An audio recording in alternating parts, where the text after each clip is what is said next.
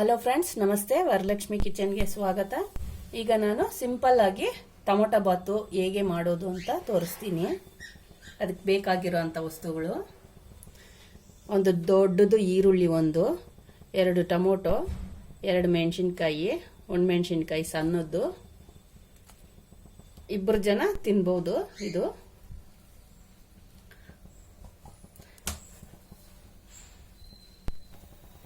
ಎಣ್ಣೆ, ನಿಮ್ಗೆ ಎಷ್ಟು ಬೇಕೋ 2 ತಿನ್ನೋ ಅಷ್ಟು ಹಾಕೊಳ್ಳಿ.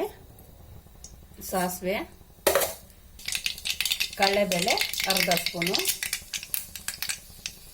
ಈರುಳ್ಳಿ, ಮೆಣಸಿನ್ಕಾಯಿ ಸೇರಿಸ್ಕೊಳ್ಳೋಣ.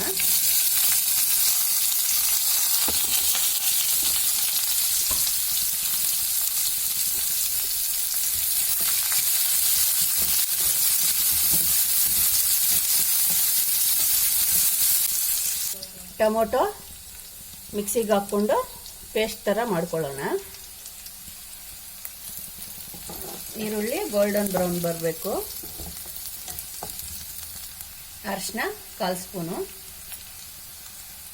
ರುಚಿಗೆ ತಕ್ಕಷ್ಟು ಉಪ್ಪು,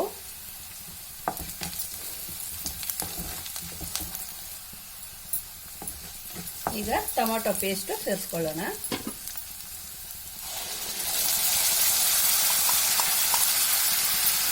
ಸಿಂಪಲ್ ಆಗಿ ಮಾಡಿಬಿಡ್ಬೋದು 5-10 ನಿಮಿಷದಲ್ಲಿ ಟೊಮೊಟೊ ರೈಸು.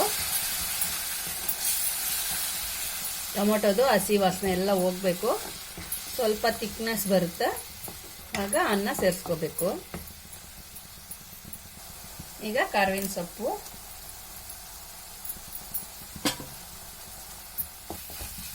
ಎಣ್ಣೆ ಮೇಲೆ ಬರಬೇಕು ಈ ಥರ.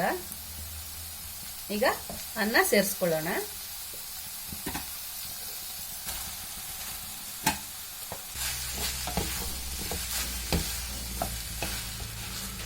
ಸಿಂಪಲ್ ಆಗಿ ಟೊಮೊಟೊ ರೈಸು ರೆಡಿಯಾಗಿದೆ. ಟೇಸ್ಟ್ ನೋಡೋಣ. ಈಗ ಟೇಸ್ಟೂ ಚೆನ್ನಾಗಿದೆ. ನೀವು ಈ ಥರ ಮಾಡಿ ತಿನ್ನಿ. ಇಷ್ಟ ಆದರೆ ಲೈಕ್ ಮಾಡಿ, ಶೇರ್ ಮಾಡಿ, ಸಬ್ಸ್ಕ್ರೈಬ್ ಮಾಡಿ.